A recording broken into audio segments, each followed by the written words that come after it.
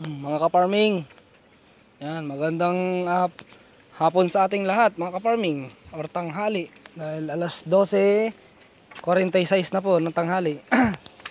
ito yun na po yung mga update dito sa 5 nating kambing na malapit na pong mga anak. Yan, malalaki na po yung mga milk bag nila. Pansinin nyo hong mabuti, hindi ko na lang ho ilalapit kasi mahirap na, baka ano na naman. Ito, baliin lang natin to. Ano mo yan?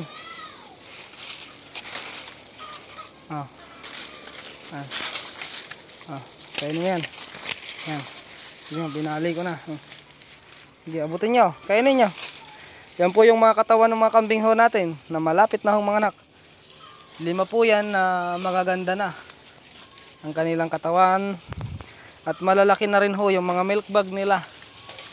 Yan. Malalaki po yung milk bag ng mga kambing ho natin.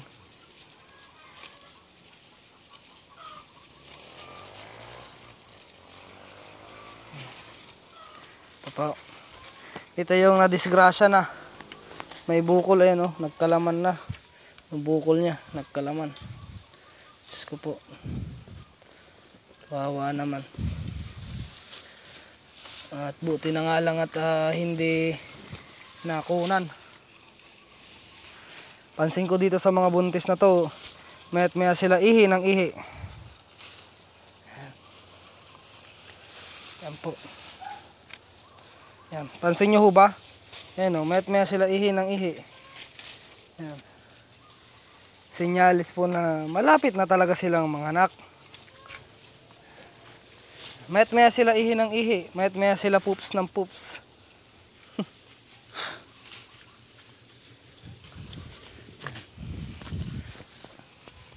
Yung iba dito ay weeks na lang. Ito, weeks na lang yan. Ito naman ay weeks na lang itong mga to. Weeks. Mahaba na po yung 1 buwan. Mga anak na huton 5. Ito po ang kauna-unahang mga anak, si Pangit. Ay Pangit.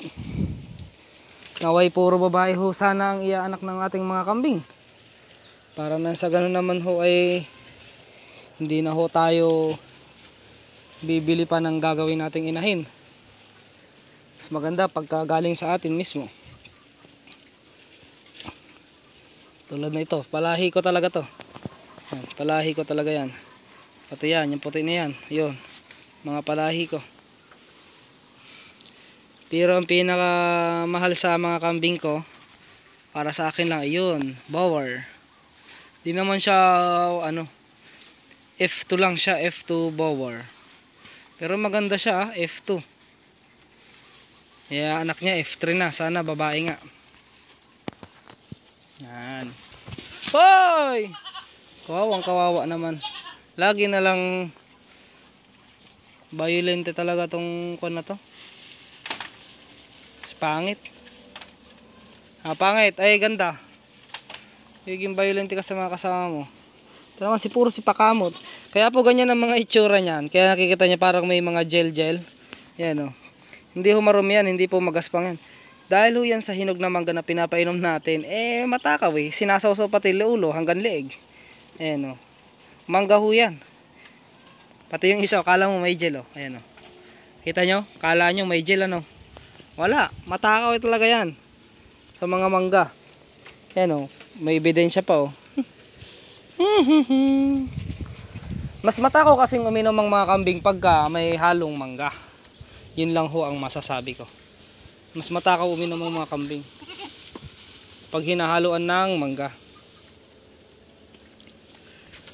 Ito po ay magkapatid. Yan po si Ganda at ito naman po si Pangit.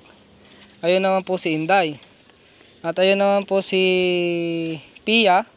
At ayun naman po si Itang. Maganda po mga pangalan ng kambing ko. Mas maganda si Pangit. Pangit na pero maganda. Yan po. Naubos na po nila yung ibinigay kong 1 sako. Ayan simutin na lang ho nila yan. Simutin na lang nila. Yan. May ipil-ipil. Yan na lang ipil-ipil pagtsagaan nyo. Kainin nyo na yan. Mamaya magpapakain pa ako. Yan. At kukunin ko yung nandoon sa bukid. Nasa bukid na pagkain nila. Kukunin ko mga ka-farming. Tignan niyo ako at lulusot ako. Lulusot ako doon. Kukunin natin yon. Tignan niyo.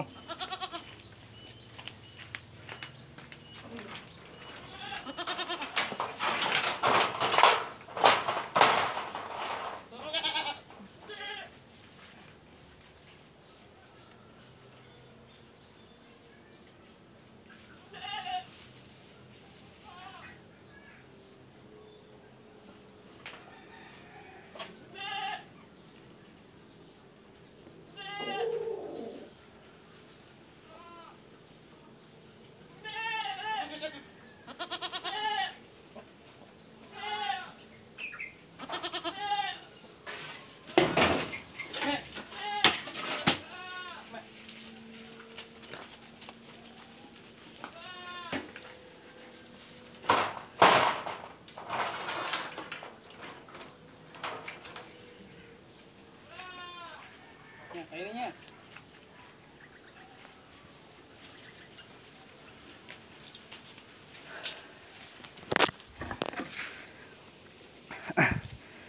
Pagod ako doon ah.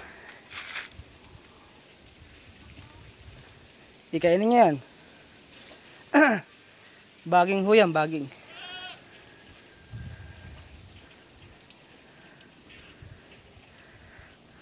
Yan po ang kalimitang kinakain nila. Sige. Huwag lang kayo mag-away-away.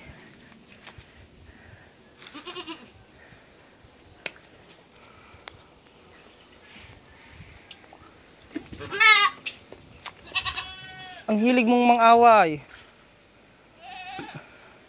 Di ka naman inaaway eh. Mapapalo kita.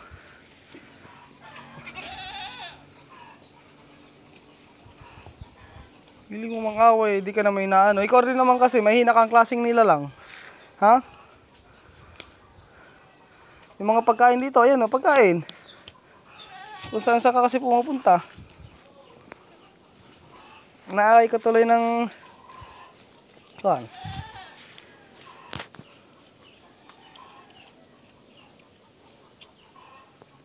Yun lang mga ka-farming. Kambing natin nasa bukid. Nahayaan natin silang mabilad. Hayaan lang natin silang mabilad. Basta ito ay hindi kasi lapit na ho silang mga anak. Ilang kembot na lang ay mga anak na sila. Hoy ikaw. Huwag mo silang aawayin. One.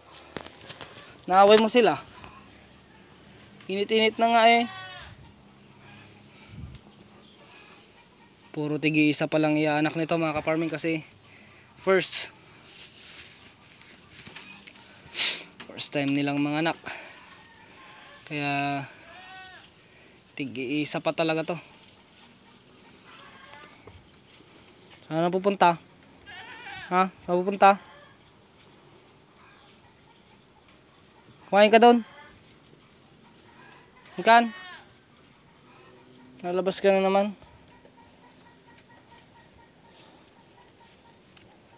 Ganda sana ng tenga mo.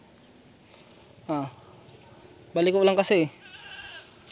Nalaki na yung mga milk bag ng kambing natin.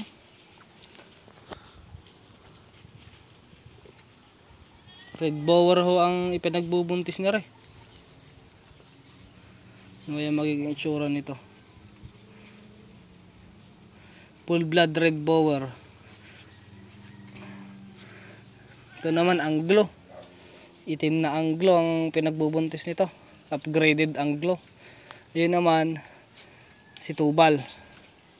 Yan tatlo. Isa, dalawa, tatlo. Puro si Tubal yan.